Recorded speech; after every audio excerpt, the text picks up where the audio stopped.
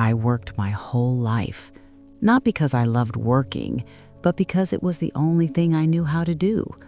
I learned early that if I didn't do it, no one would. As a child, so much was missing: money, safety, someone who had time. And I promised myself I would do things differently. I promised my children would never feel what I felt growing up. I left the house while it was still dark, moving quietly so I wouldn't wake anyone. The smell of coffee hadn't even filled the air yet, and I was already gone. I looked at the closed bedroom doors and told myself I would make it up to them later, always later. When I came home, it was often too late. The house was silent again, but heavier. The lights were off, the day already over without me. I walked past the bedroom slowly, watching those sleeping faces, calm, unaware that I had arrived. I felt proud for doing my duty, and empty at the same time. I told myself this was love, this was care.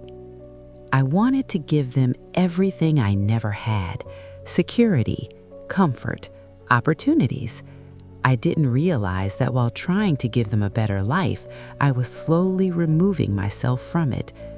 The days were all the same: waking up too early, leaving before anyone was awake, facing the world with the feeling that I was always running late. Quick lunches, often alone, messages answered while someone spoke to me. I was there, but never fully present. My mind lived in tomorrow, in the next bill, the next goal, the next problem. I told myself it was temporary, that things would calm down later. People called me strong, responsible, reliable. I wore those words like armor.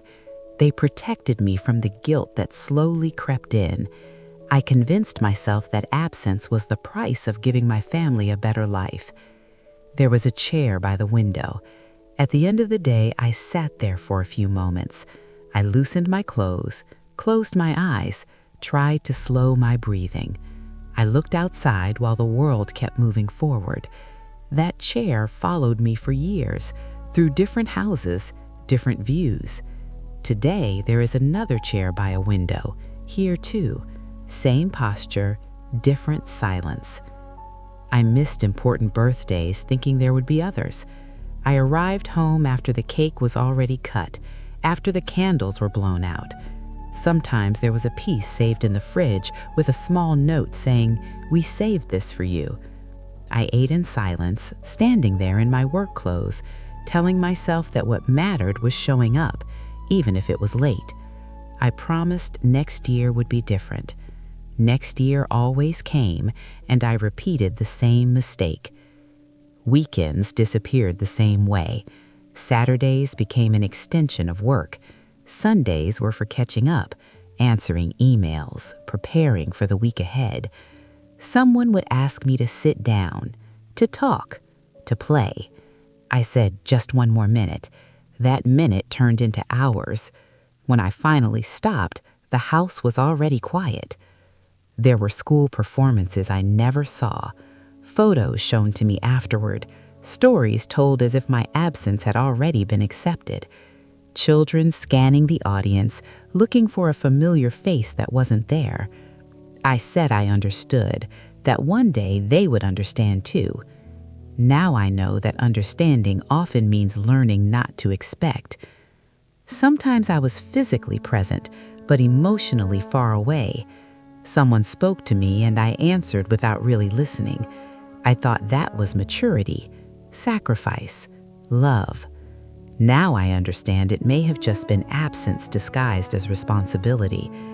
I wanted to give them the best, everything I never had, and I didn't realize that in giving things, I was taking away what mattered most: attention, time, affection. Over time, the changes came quietly, not as arguments, not as complaints, as silence. Conversations became shorter. Decisions were already made when they reached me. I thought it was independence, growth. Now I see it was adaptation. They learned how to live without me, even while I was still there. There were days I left too early to see anyone wake up. Nights I came home too late to say goodnight. I moved through the house like a careful visitor, someone who didn't want to disturb. Maybe I had been disturbing things for a long time simply by not being there. I said I was tired, and I was, but exhaustion became my excuse for not listening, for not sitting on the floor, for not asking how their day truly was. I said I would have time later, always later. Things didn't get better, they just passed. People don't leave all at once. They drift away slowly. Calls become shorter, visits become rare. There is always a reason. Too much work, life is busy, a difficult phase. I understood all of them because I had said the same things myself. When I came here, they said it would only be temporary, just an adjustment. Here, days are predictable. Breakfast at the same time, medication in small cups, the television on, even when no one is watching. Some people still wait for visits. Others have stopped waiting. I sit by the window. Every car that enters the parking lot slows my heart for a moment. Then it keeps going.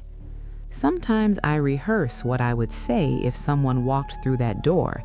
Nothing dramatic, nothing big, just simple words. I'm glad you came. I missed you. I'm here. Repeating those words became a habit.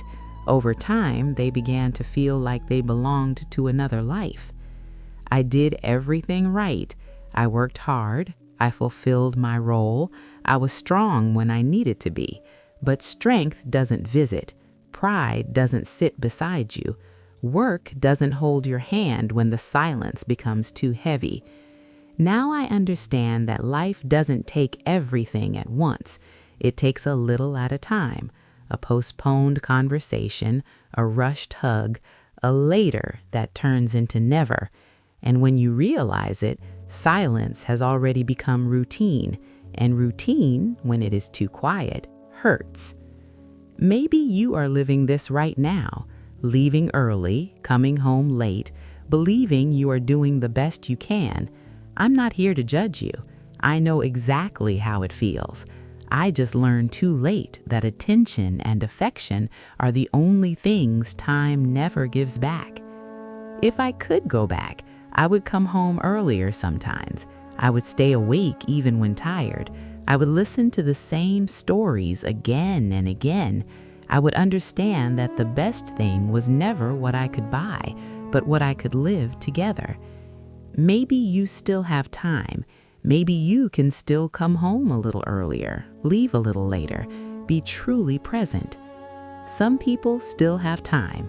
I truly hope you are one of them. If these words touched you, you don't need to explain. Sometimes recognizing it in silence is already a beginning. If you want, leave a word in the comments, not for me, for yourself.